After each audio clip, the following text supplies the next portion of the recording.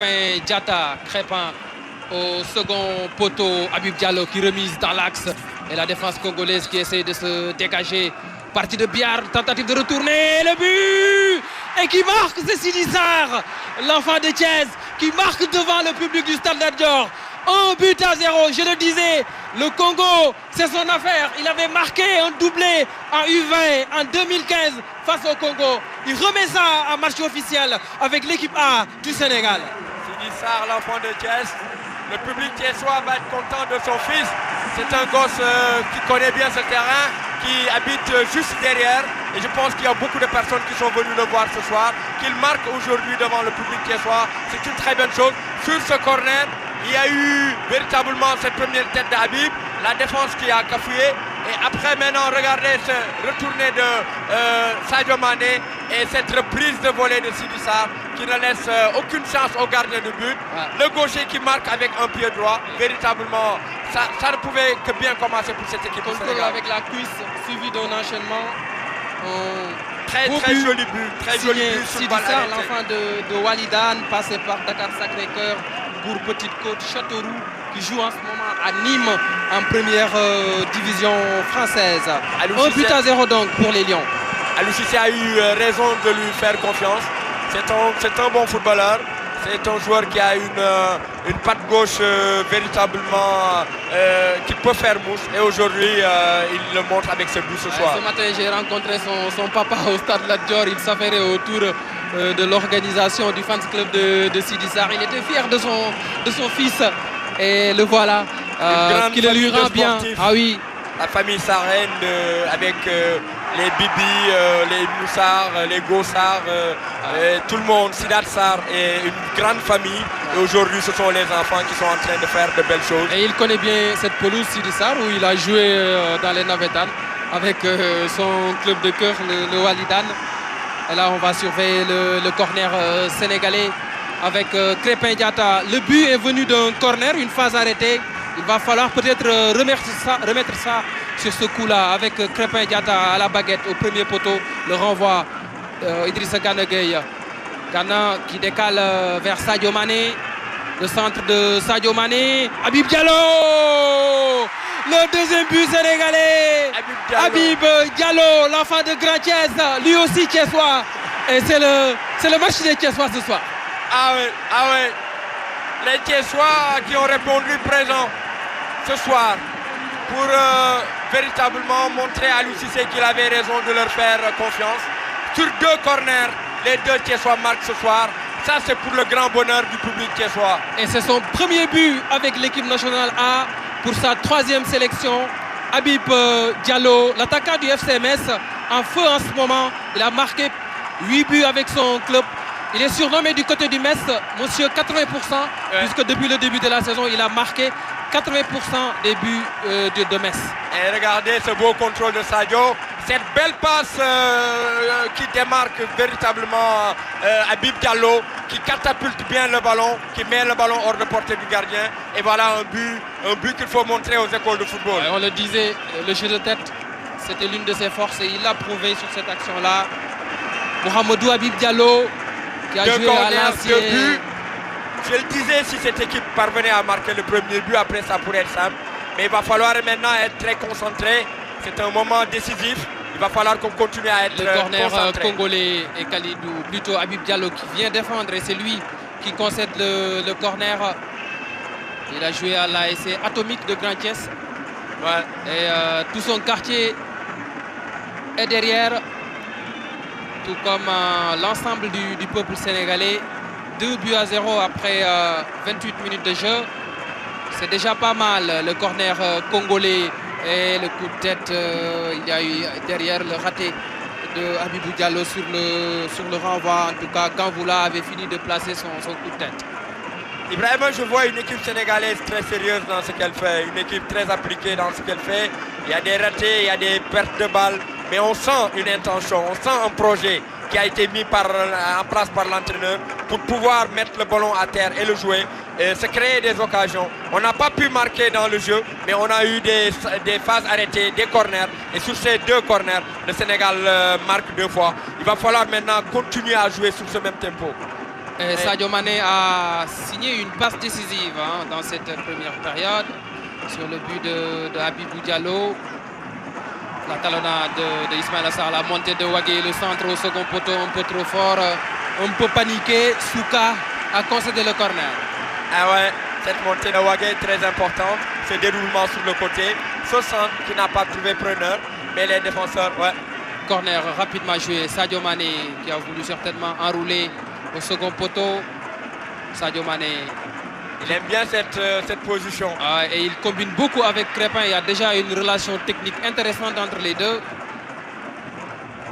Prince Ibara. Et ce qui est intéressant, regardez les Sénégalais, dès la perte du ballon, on voit un pressing à la perte pour empêcher la première relance. Ça aussi c'est intéressant. Empêcher à l'adversaire de progresser et regarder faire la faute pour pouvoir se replacer derrière. Ça aussi c'est important dans le football moderne. Racine Koli vers Habib Diallo. Il n'est pas en position de hors-jeu. Habib Diallo pour Sadio Mané. Ballon un peu trop fort. Ce qui a permis à Christopher Mafumbi de vite se relancer. Anzouana, ballon perdu.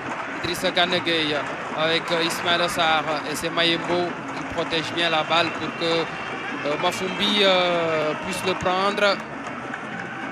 Souka. Regardez l'abattage du milieu de terrain sénégalais. Il ne laisse pas d'espace à ses joueurs et il les oblige à lancer le ballon parce qu'il n'y a pas d'espace au niveau du milieu de terrain. Chaque fois qu'ils sont passés, Sidi Sarr et Idrissa Gana Gueye ont récupéré les ballons. Je pense qu'ils sont en train de faire un match correct, ils sont en train de faire un match sérieux, ces Sénégalais. Gana Gueye qui s'appuie sur Kalidou Koulibaly. Sidi Sarr, auteur du premier but. Sidi Sarr à nouveau. Sidi Sarr qui n'était pas bien sur ses appuis malgré tout. Il a devancé Italie. Racine Koli avec Crépin Diatta. C'est ça, il faut faire courir le ballon, il ne faut pas le perdre. Attention, la perte de balle et le contre congolais avec Ganvoula. Le petit pont sur Kalidou Koulibaly, le retour de Kouyaté. Ganvoula poursuivi par Wagué, il est très puissant. Silver Ganvoula, Lusuku. Et il y a une faute de main de Junior Makiessé. Attention dans la phase de possession à ne surtout pas perdre le ballon dans les premières relances. Regardez sur ce ballon s'il n'y avait pas une bonne couverture de Kalidou Koulibaly. Il y aurait pu y avoir un problème pour notre équipe. Attention, il faut faire circuler le ballon, mais il faut faire des passes sécurisées, surtout dans notre premier tiers. Sidi Sarr avec Racine Koli, Crépin Diatta. Sidi Sarr qui a marqué son deuxième but en équipe A après celui inscrit à Khartoum. Faute sur Ismaïla Sarr. Il est déjà averti Italie OCT, le milieu de terrain congolais. Aliou Cissé, son 54e match ce soir sur le banc de l'équipe nationale. Ismaïla, un joueur qui percute beaucoup, qui a de la vitesse, qui n'hésite pas à prendre l'espace.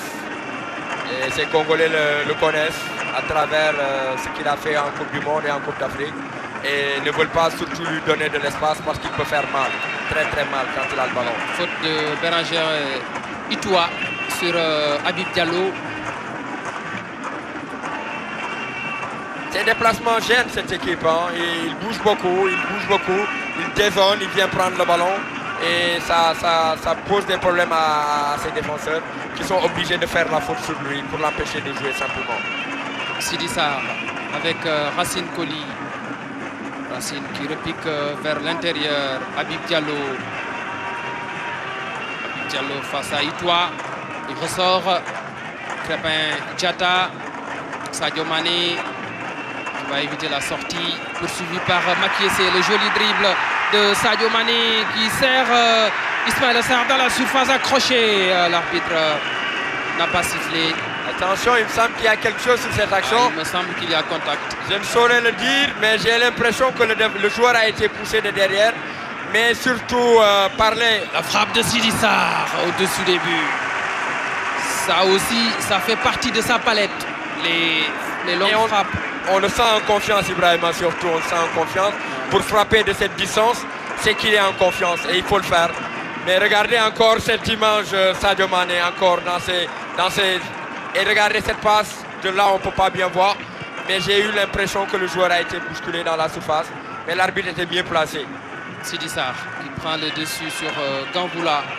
C'est un duel intéressant entre deux anciens U20 qui se sont déjà rencontrés à la CAN des moins de 20 ans en 2015. Gamboula était dans l'équipe congolaise, Sidi Sarr dans l'équipe sénégalaise. Ouais. Kouyaté.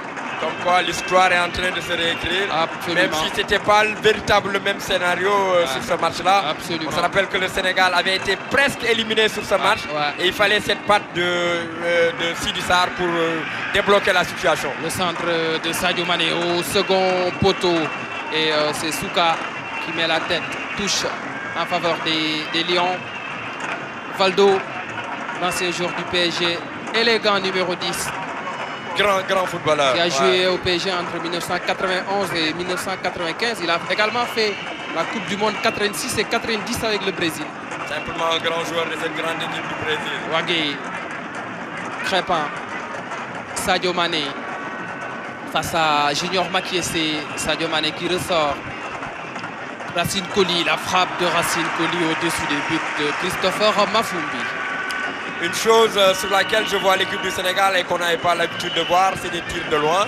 On voit un peu 2 fois de suite des tirs de loin avec Sidi Sarr et Colli. C'est bien parce que des fois les défenses sont tellement regroupées qu'on ne peut pas passer. Il va falloir faire des tirs de loin. Et ça aussi c'est une nouvelle palette qu'on doit avoir dans notre équipe nationale. La déviation de Gamboula vers Prince Ibara. Colli pressé par Junior Makiessé qui fait la faute. Très bon joueur ce Colli, très technique, très teigneux en défense, mais aussi qui apporte beaucoup au niveau de l'animation offensive, de même que Wagué sur son couloir. Des joueurs aujourd'hui qui avalent facilement l'espace, qui ne restent pas derrière. Ismaïla Sarr qui a laissé le couloir à Wagué. Ismaïla Sarr qui poursuit son effort, le centre. Et il y a eu ce bon déplacement de Habibou Diallo pour couper au premier poteau. Oui, absolument. Malheureusement, il était gêné par le défenseur. Il n'a pas pu passer devant le défenseur. Mais voilà une très belle action partie de notre défense. C'est passé sur le côté droit avec Wagué.